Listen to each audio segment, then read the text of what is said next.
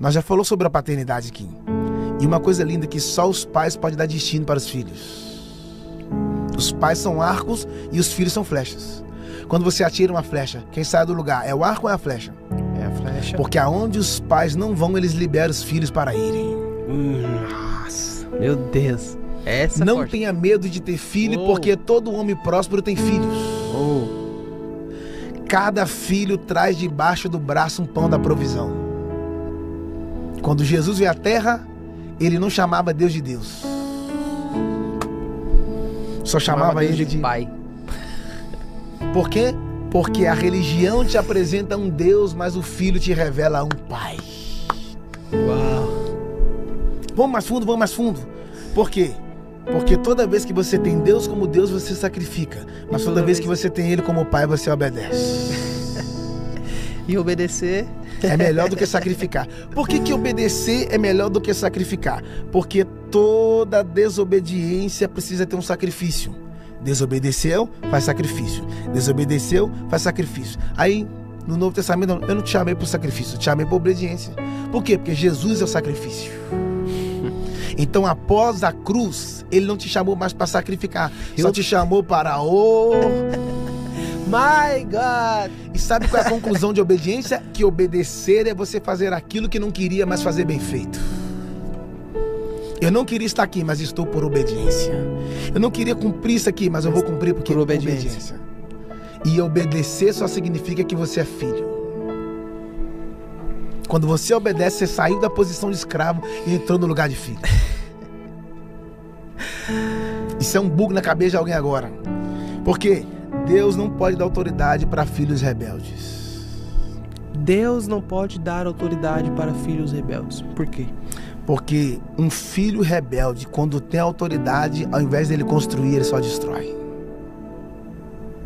A destruição tem a ver com a rebeldia. E rebeldia é pecado de feitiçaria. Ele te chamou para ser filho, e filho obedece. Por isso que Jesus foi para a cruz em silêncio, porque ele estava debaixo da cadeia de obediência. E mais lindo está aqui, é que depois que ele ressuscitou, ele falou assim, ó, é-me dado todo o poder nos céus e na terra. Por que ele recebeu o poder? Porque ele entregou obediência. Entrega. Eu tô pegando. Quando você se entrega diante da obediência, Deus te devolve com autoridade. Por que os demônios obedeciam a Jesus? Porque Jesus obedecia o Pai. Por que as enfermidades obedeciam a Jesus? Porque Jesus obedecia o Pai. Por que as legiões obedeciam a Jesus? Porque Jesus obedecia o Pai. Por que os demônios não nos obedecem hoje? Porque nós não obedecemos ao Pai. Os demônios, as enfermidades não nos obedecem porque nós não obedecemos. Olha, Jesus nunca orou para curar ninguém. Jesus nunca orou para curar ninguém? Nunca orou para curar ninguém. E eu não estou falando que não orar, que a oração para cura é errado. Pelo contrário. Não. Temos que orar pelos enfermos. Sim, sim. A Bíblia diz, unge com óleo, a oração da fé salvará o enfermo. Sim, sim. Sabe por que Jesus nunca orou na hora? Porque ele orava antes. E quando ele chegava, ele não orava porque agora a enfermidade não tem a ver com oração, tem a ver com comando. Por isso que ele falava, sai. Cego enxerga, mudo fala, porque ele orava antes. Posso falar de oração? Vai. É o que a gente menos fala hoje. A oração é um depósito. A oração é um depósito. Porque você só pode sacar se você depositar. Se não houver depósito hoje, não tem saque amanhã.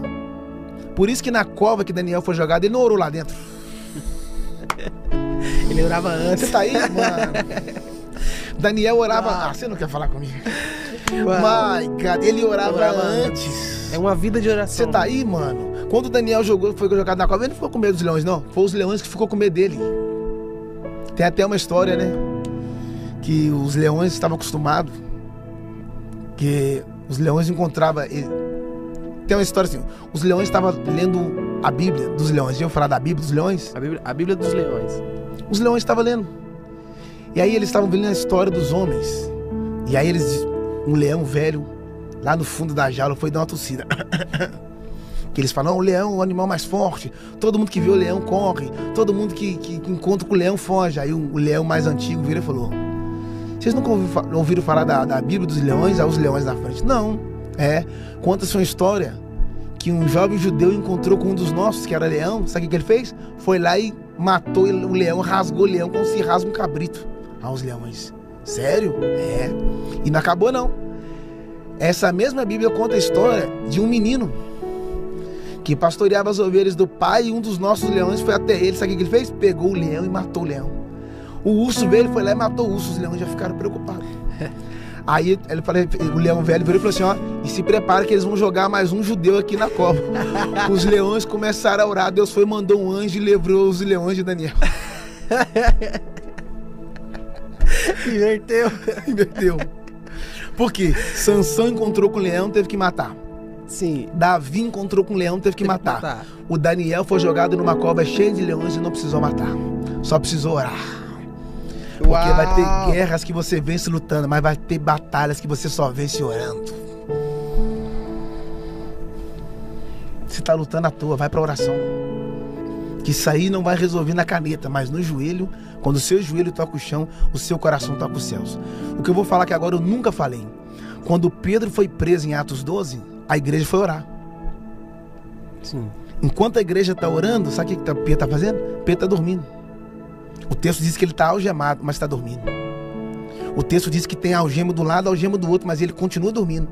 Porque as algemas roubou o seu movimento, mas não tirou o seu sono. Uau. Tá preso, mas tá descansando. Está descansando. E dá para ir mais fundo em cima dessa palavra aí. O Pedro saiu da cadeia sem fazer nada. Porque talvez em certas batalhas que você esteja enfrentando, o seu papel é só descansar. Porque quem ora confia e quem confia descansa. A te pergunta é, por que o Pedro dormiu? Por que o Pedro dormiu? Por dois motivos. Primeiro que lá no barco de Marcos 4, o barco está quase virando de cabeça para baixo, vendaval para lá para cá, ventania de lá para cá. Quando eles olharam para Jesus, Jesus estava fazendo o quê? Dormindo. Descansando. Aí ele aprendeu com o mestre, se ele dorme no meio das aflições, nem eu que vou ficar acordado. E segundo, a Bíblia diz que Deus dá bênção aos seus amados enquanto dorme. Enquanto você está dormindo, Deus está trabalhando. Agora, engraçado, o Pedro está dormindo. Era para ele estar aflito, né? Era para ele estar preocupado. Agoniado, apavorado. E detalhe, Pilatos falou assim, ó, depois da Páscoa a gente apresenta ao povo. E a voz do povo não é a voz de Deus. A voz do povo não é a voz de Deus. Não é, porque o povo falou assim, ó, solta Barrabás. E prende Jesus. E crucifica Jesus. Porque a voz do povo não é a voz de Deus. Porque Deus nunca vai falar segundo a sua fala. Mas você pode falar segundo a fala de Deus. Porque se Deus falar segundo a sua fala, você tem que sustentar o que ele vai falar. Agora, se você falar segundo a fala de Deus, ele sustenta o que você fala. Ele sustenta. Elias é uma prova disso. My God. Ele fala assim, ó, eu estou diante da face do Senhor. Então, segundo a minha palavra, não chove. Porque ele estava diante de Deus. E tem gente que está diante dos homens e quer comprometer Deus em cima disso. E não choveu. O anjo apareceu de madrugada lá, mano. O Pedro estava dormindo. A igreja está orando. E o Pedro sabia que Deus é capaz de permitir alguém preso para nos levar ao lugar da oração? Porque a igreja só foi para o lugar da oração quando viu que um Pedro estava preso. Porque enquanto tem uns presos, tem outros orando. My God. A igreja não tinha acesso ao Pedro, mas tinha acesso a Deus. Quando a oração subiu, o anjo desceu. E sabe o que é o mais lindo? É que o anjo tocou do lado. Eu preciso falar isso. O anjo tocou do lado dele. Por que o anjo tocou do lado? Porque Deus sabe qual é o lado que se desperta. Deus sabe que se ele tocar em certas áreas da sua vida, meu filho, você volta a chorar de novo. Se ele tocar em certas áreas, você volta. Eu vou voltar a buscar. A pergunta é, você vai esperar ele tocar ou vai despertar? Quando o anjo tocou, foi do lado aqui, não foi? Sim. Ilharga, do lado. Sabe por que foi do lado? Porque quando Deus formou a Eva, foi da costela, do lado. Deus mexeu do lado. Yes. Engraçado. Só que quando Jesus foi para a cruz, o soldado enfiou a lança onde? Do lado. E saiu sangue e água. Por quê? Porque toda mulher quando está grávida, que a bolsa do líquido amniótico se rompe, o sangue se mistura com a água, então sai sangue e água. Sim. Lá no Éden, quando Deus mexeu do lado, saiu a Eva. Mas lá no Gólgota, quando o soldado tirou a lança, era a bolsa rompendo. Estava nascendo a igreja. Mexeu do lado. Porque Deus sabe qual é o lado que te desperta. E quando o anjo tocou do lado do Pedro, falou para ele assim, levanta. Quando o Pedro levantou, as algemas caíram.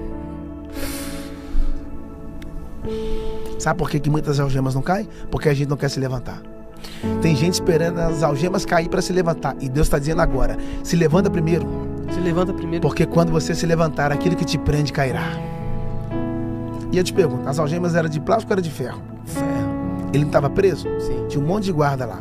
A pergunta é, se as algemas eram de ferro, os guardas não ouviram?